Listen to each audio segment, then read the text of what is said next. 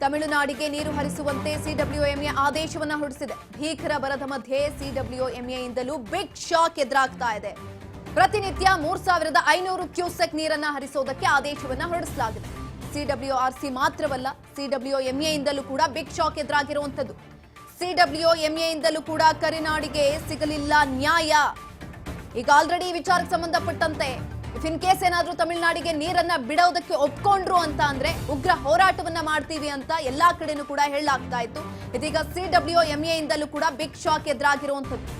ಪ್ರತಿನಿತ್ಯ 3500 ಕ್ಯೂಸೆಕ್ ನೀರನ್ನ ಹರಿಸೋದಕ್ಕೆ ಆದೇಶವನ್ನ ಹೊರಡಿಸಿದೆ ಸಿಡಬ್ಲ್ಯೂಎಂಎ. ಬಿಗ್ ಶಾಕ್ ಎದುರಾಗಿದೆ ಕರ್ನಾಟಕಕ್ಕೆ.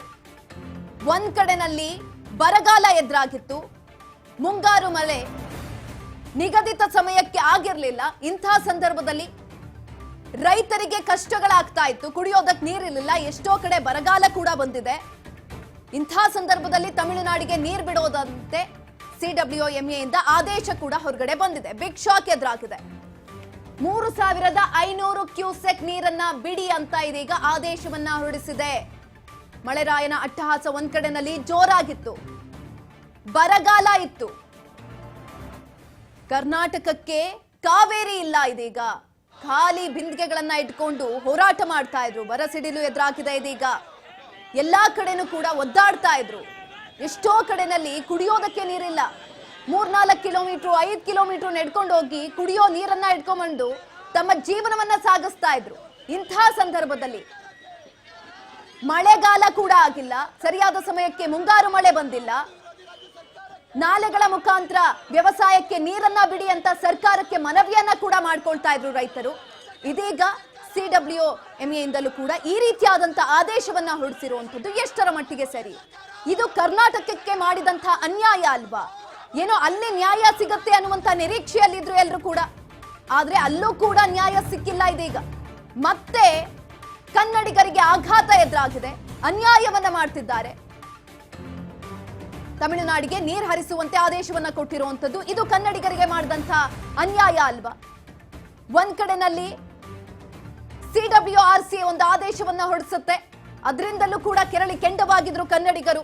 ಎಲ್ಲಾಸಿಂದ ನೀರ್ ಬಿಡೋದು ಸ್ವಾಮಿ, ನಮ್ಗೆ ನೀರಿಲ್ಲ, ಇಲ್ಲಿ ಕುಡಿಯೋದಕ್ ನೀರಿಲ್ಲ, ಜೀವನ ಮಾಡೋದ್ ಕಷ್ಟ ಆಗ್ತಾ ಇದೆ. ಇಂಥ ಸಂದರ್ಭದಲ್ಲಿ ಬರಗಾಲ ಬಂದಿದೆ, ಭೂಮಿ ಎಲ್ಲ ಬರಡಾಗೋಗಿದೆ, ಹೇಗ್ ಸಾಧ್ಯ? ನಾವ್ ಹೇಗೆ ಮುಂದೆ ಜೀವನವನ್ನ ಮಾಡೋದು?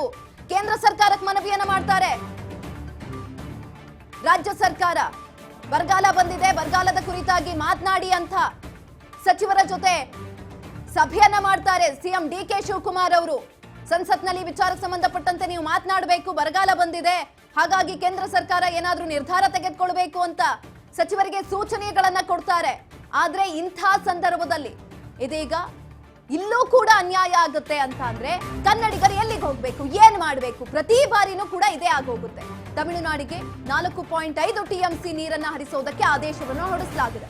ಭೀಕರ ಬರಗಾಲ ಇದೆ. ಇದರ ನಡುವೆ ಕರ್ನಾಟಕಕ್ಕೆ ಮತ್ತೊಂದು ಶಾಕ್. 15 ದಿನಗಳ ಕಾಲ ನೀರು ಹರಿಸುವಂತೆ ಆದೇಶವನ್ನ ಹೊರಡಿಸಿದೆ. ಕೇವಲ ಸಿಡಬ್ಲ್ಯೂಆರ್ಸಿ ಅಷ್ಟೇ ಅಲ್ಲ, ಸಿಡಬ್ಲ್ಯೂಎಂಎಯಿಂದಲೂ ಕೂಡ ಇದೇ ಆದೇಶವನ್ನ ಕೊಟ್ಟಿರುವಂತದ್ದು. ಇದೀಗ ಎಲ್ಲರೂ ಕೂಡ ಈ ರೀತಿಯಾದಂತ ಆದೇಶವನ್ನ ಕೊಡ್ತಾರೆ ಅನ್ನುವಂತ ನಿರೀಕ್ಷೆಯಲ್ಲಿ ಇರಲಿಲ್ಲ. ಈಗ ಆಲ್ರೆಡಿ ಎಚ್ಚರಿಕೆಯನ್ನ ಕೊಟ್ಟಿದ್ರು ಸುಮಾರು ಬಾರಿ. ಈ ಮೀಟಿಂಗ್ ಆಗೋದಕ್ಕಿಂತ ಮುಂಚಿತವಾಗಿನೇ ಎಷ್ಟೋ ಕಡೆಗಳಲ್ಲಿ ಹೋರಾಟ ಆಗಿದೆ, ಆಗೋದಿಲ್ಲ, ನೀರ್ ಬಿಡೋದಿಲ್ಲ ಅಂತ. ಸಿಎಂ ಡಿಕೆ ಶಿವಕುಮಾರ್ ಈ ಕುರಿತಾಗಿ ಏನಾದ್ರೂ ನಿರ್ಧಾರವನ್ನ ತೆಗೆದುಕೊಳ್ಬೇಕು, ತಮ್ಮ ವಾದವನ್ನ ಕೂಡ ತಿಳಿಸಬೇಕು ಅಂತ ಹೇಳಿದ್ರು. ಆದ್ರೆ ಅವರು ಸಚಿವರ ಜೊತೆ ಸಂಸತ್ನಲ್ಲಿ ಯಾವ ರೀತಿಯಾಗಿ ಮಾತನಾಡಬೇಕು, ಬರಗಾಲ ಇದೆ, ಆ ವಿಚಾರಕ್ಕೆ ಸಂಬಂಧಪಟ್ಟಂತೆ ನೀವು ಯಾವ ರೀತಿಯಾಗಿ ಪ್ರಶ್ನೆ ಕೇಳಬೇಕು, ಇದನ್ನಷ್ಟೇ ಡಿಸ್ಕಷನ್ ಮಾಡ್ತಾರೆ. ತಮ್ಮ ನಿಲುವನ್ನ ಮಂಡಿಸುವಲ್ಲಿ ಡಿಕೆ ಶಿವಕುಮಾರ್ ಅವರು ಕೂಡ ಇದೀಗ ಫೇಲ್ ಆಗಿದ್ದಾರೆ. ಪ್ರಸ್ತುತವಾಗಿ ವಾಸ್ತವವಾಗಿ ಕೆಲವೊಂದಷ್ಟು ಅಂಶಗಳನ್ನ ಕೂಡ ಮುನ್ನೆಲೆಗೆ ತರೋದಕ್ಕೆ ಅವಕಾಶ ಇತ್ತು.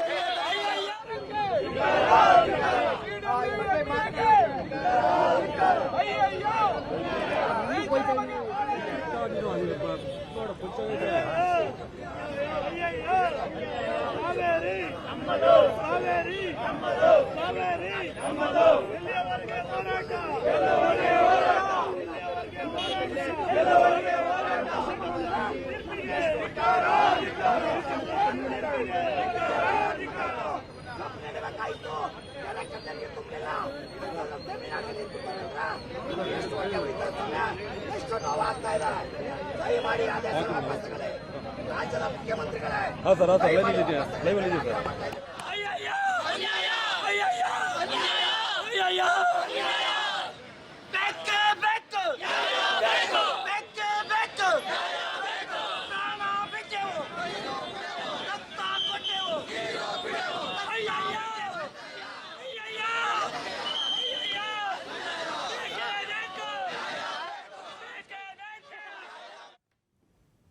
ಎಸ್ಸಿ ಕುರಿತಾಗಿ ಹೆಚ್ಚಿನ ಮಾಹಿತಿಯನ್ನ ತಿಳ್ಕೊಳ್ತಾ ಹೋಗೋಣ. ನಮ್ಮ ಪ್ರತಿನಿಧಿ ಪ್ರವೀಣ್ ಕುಮಾರ್ ಸಂಪರ್ಕದಲ್ಲಿದ್ದಾರೆ, ನೇರ ಸಂಪರ್ಕದಲ್ಲಿದ್ದಾರೆ. ಎಸ್ ಪ್ರವೀಣ್ ಕುಮಾರ್, ಒಂದ್ ಕಡೆನಲ್ಲಿ CWMA ಇಂದಲೂ ಕೂಡ ಒಂದು ಆದೇಶ ಹೊರಗಡೆ ಬಂದಿದೆ. 15 ದಿನಗಳ ಕಾಲ 3500 ಕ್ಯೂಸೆಕ್ ನೀರನ್ನ ಬಿಡುಗಡೆ ಮಾಡಬೇಕು, ತಮಿಳುನಾಡಿಗೆ ಕೊಡಬೇಕು ಅಂತ. ಇವಾಗ ಅಲ್ಲಿನ ಪರಿಸ್ಥಿತಿ ಯಾವ ರೀತಿಯಾಗಿದೆ, ಅಲ್ಲಿ ಹೋರಾಟ ಮಾಡ್ತಿದ್ದವರು ಯಾವ ರೀತಿಯಾಗಿ ರಿಯಾಕ್ಟ್ ಮಾಡ್ತಿದ್ದಾರೆ, ಹೆಚ್ಚಿನ ಮಾಹಿತಿ ಕೊಡೋದಾದ್ರೆ?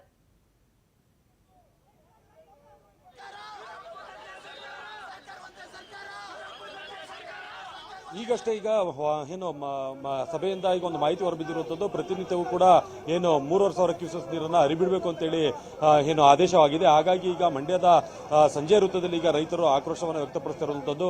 ಈಗ ನಾನು ನಿಮಗೆ ದೃಶ್ಯಾವಳಿಯಲ್ಲಿ ತೋರಿಸ್ತಾ ಇದ್ದೀನಿ ನೋಡಿ. ಈಗ ರಸ್ತೆಯಲ್ಲಿ ಕೂತು ಪ್ರತಿಭಟನೆಯನ್ನ ಮಾಡಲಿಕ್ಕೆ ಮುಂದಾಗಿರುವಂಥದ್ದು, ಅರೆಬತ್ತಲೆ ಪ್ರತಿಭಟನೆಗೆ ಈಗ ರೈತರು ಮುಂದಾಗಿರುವಂಥದ್ದು. ಈ ಒಂದು ದೃಶ್ಯಾವಳಿ ನಿಮಗೆ ತೋರಿಸ್ತಾ ಇರುವಂಥದ್ದು ನಾನು ಏನು ಮಂಡ್ಯ ಬೆಂಗಳೂರು ಹೈವೇ ಏನಿದೆ, ಹೈವೇಯಲ್ಲಿ ಈಗ ಸಂಪೂರ್ಣ ವೆಹಿಕಲ್ಗಳನ್ನು ಬಂದ್ ಮಾಡಿ ಈಗ ರೈತರು ಪ್ರತಿಭಟನೆಗೆ ಕೂತಿರುವಂತದ್ದು.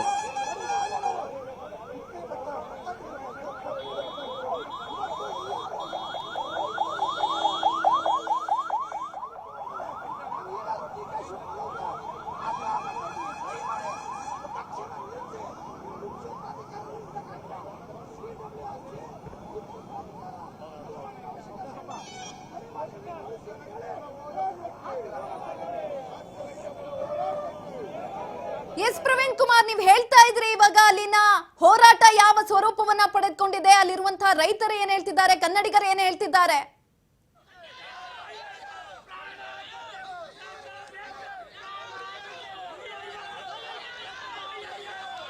ಎಸ್ ನೋಡಿ, ಸಂಪರ್ಕ ಕಡಿತ ಆಗಿದೆ. ಅಲ್ಲಿರುವಂತಹ ಕನ್ನಡಿಗರಿಗೆ ಆಘಾತ ಎದುರಾಗಿರುವಂತದ್ದು. ಎಲ್ರಿಗೂ ಕೂಡ ಈ ಒಂದು ವಿಚಾರಕ್ಕೆ ಸಂಬಂಧಪಟ್ಟಂತೆ ಈ ರೀತಿಯಾದಂತಹ ನಿರ್ಧಾರವನ್ನ ಕೇಳಿದಂತಹ ಸಂದರ್ಭದಲ್ಲಿ ಯಾರು ಕೂಡ ನಿರೀಕ್ಷೆ ಮಾಡಿರ್ಲಿಲ್ಲ. ಯಾಕಂತ ಅಂದ್ರೆ ಎಷ್ಟೋ ಕಡೆಗಳಲ್ಲಿ ಬರಗಾಲ ಬಂದಿದೆ, ನೀರಿಗಾಗಿ ಪರದಾಟ ನಡೆಸ್ತಾ ಇದ್ದಾರೆ. ಎಲ್ಲಿಗೆ ಹೋಗಬೇಕು, ಏನ್ ಮಾಡಬೇಕು ಕನ್ನಡಿಗರು?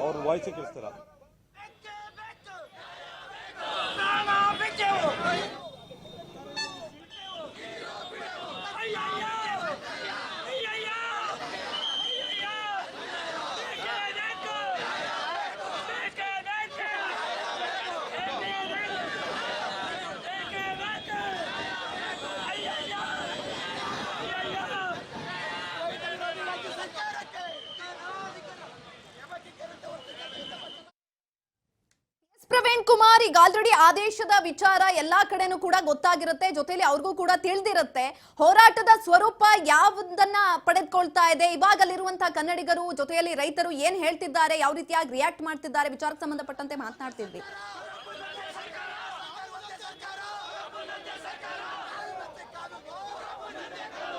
ಸುಕನ್ಯಾ, ಈಗಷ್ಟೇ ಏನು ಆದೇಶ ಹೊರಬಿದ್ದಿದೆ. ಹಾಗಾಗಿ ಈಗ ಏನು ರೈತರು ರಸ್ತೆಯಲ್ಲಿ ಕೂತು ಪ್ರತಿಭಟನೆಯನ್ನ ಮಾಡ್ತಾ ಇದ್ದಾರೆ. ಈಗ ಇವರು ರೈತರನ್ನ ಮಾತಾಡಿಸುವಂತ ಪ್ರಯತ್ನವನ್ನು ಮಾಡ್ತೇನೆ. ಹೇಗೆಂದ್ರೆ 3500 ಕ್ಯೂಸೆಕ್ ನೀರನ್ನು ಬಿಡಬೇಕು ಅಂತೇಳಿ ಆದೇಶ ಆಗಿರುವಂತ, ಈಗ ಮಾತಾಡಿಸುವಂತ ಪ್ರಯತ್ನ ಮಾಡ್ತೇನೆ. ಈಗ ಏನು 3500 ಕ್ಯೂಸೆಕ್ ನೀರನ್ನು ಬಿಡಬೇಕು ಅಂತ ಆದೇಶ ಆಗಿದೆ. ಈಗ ಮುಂದಿನ ಹೋರಾಟಗಳು ಹೇಗಿರುತ್ತೆ ಅಂತ? ಸ್ವಾಮಿ, ಮುಂದಿನ ಹೋರಾಟ ತಾತ್ಕಾಲಿಕವಾಗಿ ನಮಗೂ ಕಚ್ಕೊಂಡು ಸುಮ್ಮನಿದ್ದೀವಿ. ನಾಳೆ ಪ್ರತಿಯೊಂದು ಹಳ್ಳಿಯಿಂದ ಪ್ರತಿಯೊಂದು ಇಲ್ಲೇ ನಮ್ಮ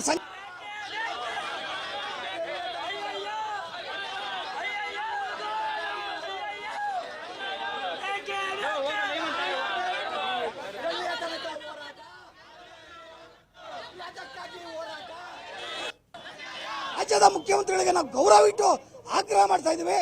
ದಯಮಾಡಿ